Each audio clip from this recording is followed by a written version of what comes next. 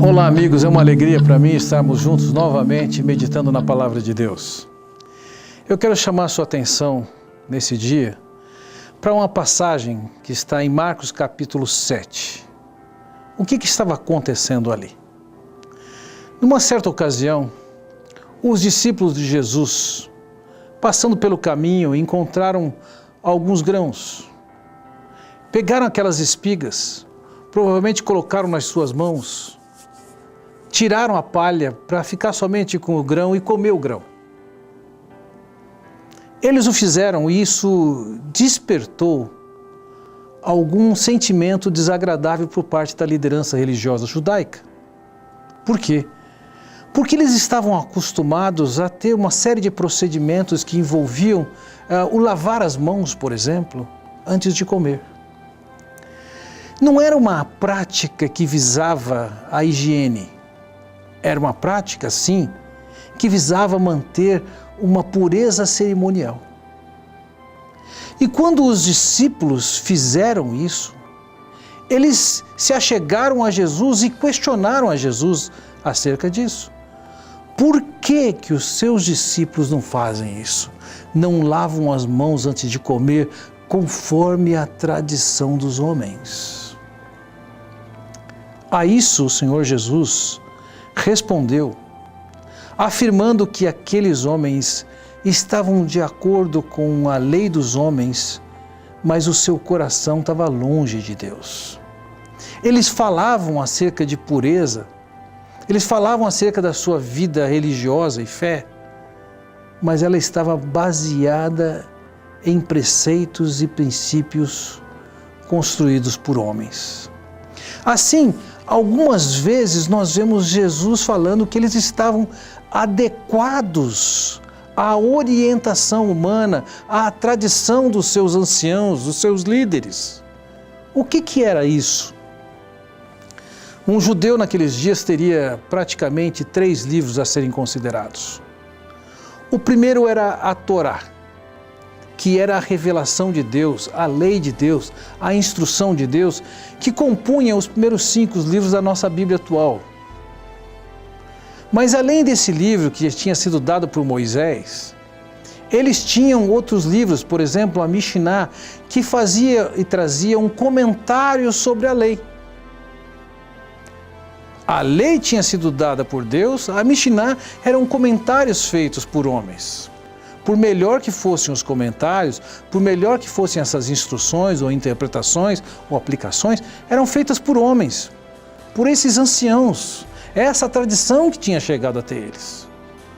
Além da Mishnah, existia a Gemara, que era um comentário da Mishnah. Então vejam, eles tinham a Torá, que era a lei de Deus, eles tinham a Mishnah, que era um comentário humano, e tinha a Gemara, que era um novo comentário.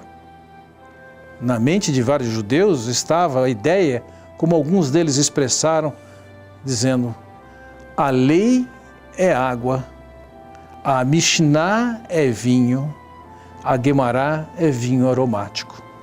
Nessa própria colocação deles, eles já mostravam que eles valorizavam muito mais o Gemara, em segundo lugar a Mishnah e por último a Torá, a lei de Deus.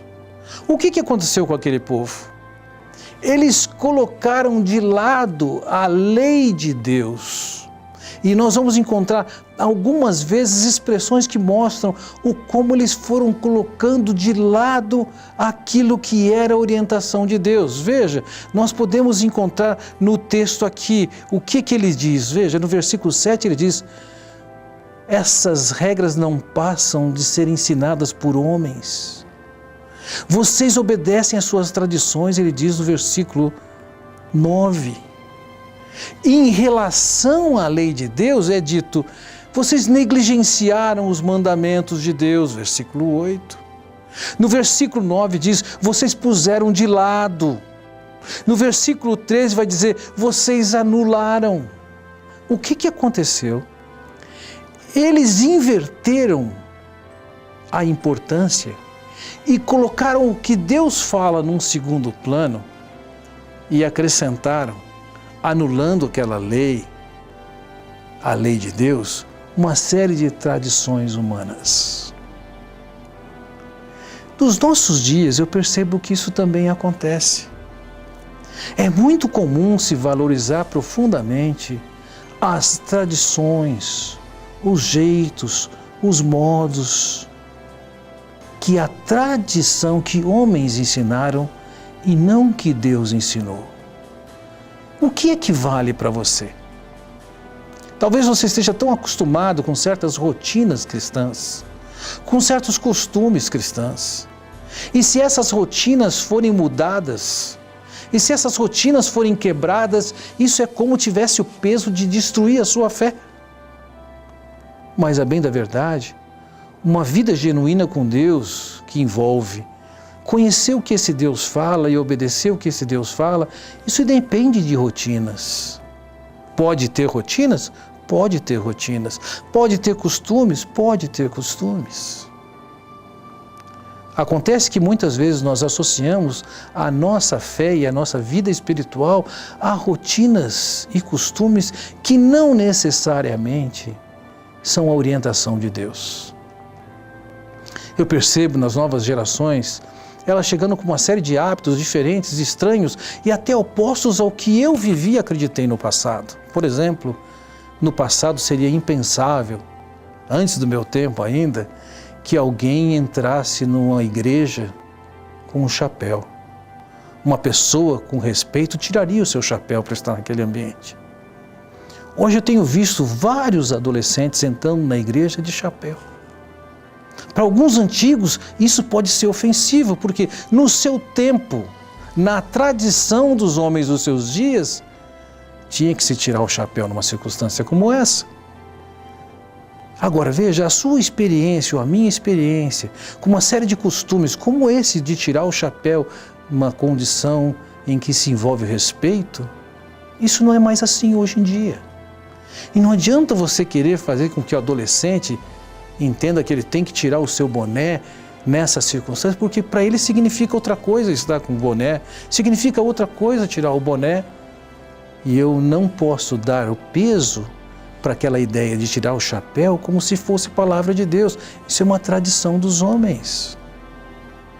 E se nós insistirmos com essa nova geração, que eles têm que estar dentro dos nossos costumes antigos, como por exemplo essa de tirar o chapéu ou o boné, nós estamos dando importância para aquilo que não é palavra de Deus. Nós podemos absorver essas mudanças, essas rotinas, esses costumes novos e preservar a responsabilidade que todo filho de Deus tem, e isso que é uma vida espiritual, de andar de acordo com o que Ele fala, não com a sua tradição, não com os seus costumes, não com os seus hábitos. Nós precisamos estar livres para mudarmos os costumes, como o Senhor Jesus e seus discípulos estavam, coisa que os fariseus não estavam. Mas ao mesmo tempo, precisamos estar comprometidos, aferrados à palavra de Deus, aquilo que veio da boca de Deus. Que Deus nos abençoe.